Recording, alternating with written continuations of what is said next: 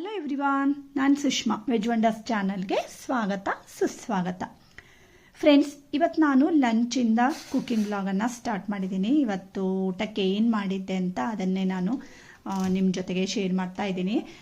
ಹಾಗೆ stove on ಮಾಡಿಬಿಟ್ಟು ಒಂದು ಕಡಾಯಿನ ಇಟ್ಕೊಂಡಿದ್ದೀನಿ. ಅದಕ್ಕೆ ಒಂದು 4ರಿಂದ 5 ಚಮಚ ಆಗುವಷ್ಟು ಎಣ್ಣೆ ಹಾಕ್ಕೊಂಡಿದ್ದೀನಿ. 1 ಚಮಚ ಉದ್ದಿನಬೇಳೆ, ಅರ್ಧ ಚಮಚ ಜೀರಿಗೆ, ಅರ್ಧ ಚಮಚ ಸಾಸಿವೆ, ಹಾಗೆ 1-2-3 ಕಾಳು ಮೆಂತ್ಯನ ಹಾಕ್ಕೊಂಡಿದ್ದೀನಿ. ಚೆನ್ನಾಗಿ ರೀತಿ ಹುರ್ಕೊಳ್ಳಿ. ಹಾಗೆ ಅರ್ಧ ಕಪ್ ಆಗುವಷ್ಟು ಗೋಡಂಬಿನ ಹಾಕ್ಕೊಳ್ತಾ ಇದ್ದೀನಿ. ಚೆನ್ನಾಗಿ ರೀತಿ ಹುರ್ಕೊಳ್ಳಿ. ಗೋಡಂಬಿ ಬದಲಾಗಿ ನೀವು ಶೇಂಗಾ ಬೇಕಿದ್ರೂ ಯೂಸ್ ಮಾಡ್ಕೊಳ್ಬೋದು.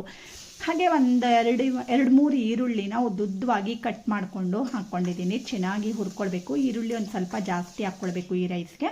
ಹಾಗೆ ಅದಕ್ಕೆ ಒಂದು ಕ್ಯಾಪ್ಸಿಕಮ್ ಕೂಡ ಚಿಕ್ಕದಾಗಿ ಕಟ್ ಮಾಡಿಕೊಂಡು ಸೇರಿಸ್ಕೊಳ್ತಾ ಇದ್ದೀನಿ. ಹಾಗೆ ಅದು ಫ್ರೈ ಆಗ್ತಾ ಇರಲಿ. ಹಾಗೆ ನಾನು ಈ ಕಡೆಗೆ ಅಗಾರೋ ಎಲೆಕ್ಟ್ರಿಕ್ ಚಾಪರ್ಗೆ ಒಂದು ಸ್ವಲ್ಪ ಬೆಳ್ಳುಳ್ಳಿನ ಹಾಕ್ಕೊಂಡು ಈ ರೀತಿ ನೈಸಾಗಿ ಕಟ್ ಮಾಡ್ಕೊಳ್ತಾ ಇದ್ದೀನಿ.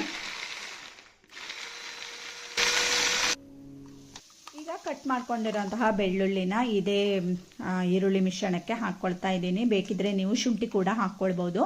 ಆಮೇಲೆ ಚೆನ್ನಾಗಿ ಈ ರೀತಿ ಮಿಕ್ಸ್ ಮಾಡಿಕೊಂಡು ಇದೆಲ್ಲ ಹುರ್ಕೊಳ್ಬೇಕು. ಒಂದು ಸ್ವಲ್ಪ ಎಣ್ಣೆಯಲ್ಲಿ ಅದು ಬಾಡಬೇಕು. ಕಲರ್ ಒಂದು ಸ್ವಲ್ಪ ಬೇಕಿದ್ರೆ ಚೇಂಜ್ ಆಗಲಿ. ಹಾಗೆ ಒಂದು ಅರ್ಧ ಚಮಚ ಆಗುವಷ್ಟು ಸಕ್ಕರೆನ ಹಾಕ್ಕೊಳ್ತಾ ಇದ್ದೀನಿ. ಮತ್ತು ರುಚಿಗೆ ತಕ್ಕಷ್ಟು ಉಪ್ಪನ್ನು ಹಾಕ್ಕೊಂಡಿದ್ದೀನಿ. ಚೆನ್ನಾಗಿ ಹುರ್ಕೊಳ್ಬೇಕು. ಉಪ್ಪನ್ನು ಈಗಲೇ ನಾವು ಹಾಕ್ಕೊಳ್ಳೋದ್ರಿಂದ ಟೇಸ್ಟು ಚೆನ್ನಾಗಿ ಬರುತ್ತೆ ಮತ್ತು ಬೇಗ ಹುರ್ಕೊಳ್ಳುತ್ತೆ. ಹಾಗೆ ಈ ಕಡೆಗೆ ಒಂದು ಸ್ವಲ್ಪ ನೋಡಿ ನಾನು ಪೆರಿ ಮಸಾಲಾನ ಹಾಕ್ಕೊಳ್ತಾ ಇದ್ದೀನಿ. ಫ್ರೆಂಡ್ಸ್, ಈ ರೈಸ್ಗೆ ಪೆರಿ ಮಸಾಲ ತುಂಬ ಚೆನ್ನಾಗಾಗುತ್ತೆ. ಖಂಡಿತ ನೀವು ಒಮ್ಮೆ ಈ ರೀತಿ ರೈಸನ್ನು ಮಾಡಿ ನೋಡಿ.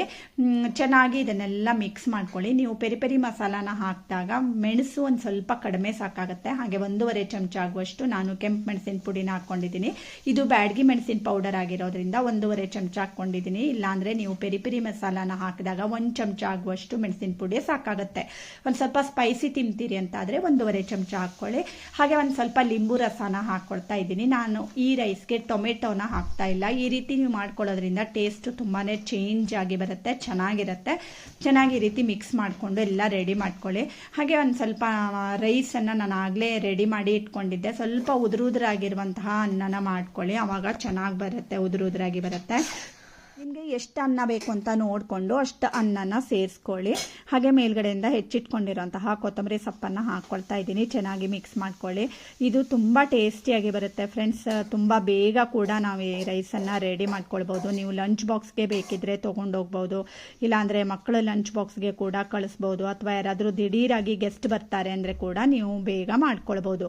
ಹಾಗೆ ಒಂದು ಸ್ವಲ್ಪ ಮೇಲಿಂದ ಕೊತ್ತಂಬರಿ ಸೊಪ್ಪನ್ನು ಹಾಕಿ ಡೆಕೋರೇಟ್ ಮಾಡಿಕೊಂಡ್ರೆ ಒಂದು ಬೆಸ್ಟ್ ಓನಿಯನ್ ರೈಸ್ ರೆಡಿ ಆಗುತ್ತೆ ಫ್ರೆಂಡ್ಸ್. ಓನಿಯನ್ ಮಸಾಲಾ ರೈಸು ತುಂಬ ಚೆನ್ನಾಗಿರುತ್ತೆ. ಖಂಡಿತ ನೀವು ಒಮ್ಮೆ ಟ್ರೈ ಮಾಡಿ. ಹಾಗೆ ಇವತ್ತಿನ ಈ ಅಡುಗೆ ಇಷ್ಟ ಆದರೆ ಲೈಕ್ ಮಾಡಿ, ಶೇರ್ ಮಾಡಿ ಮತ್ತು ಸಬ್ಸ್ಕ್ರೈಬ್ ಮಾಡಿ.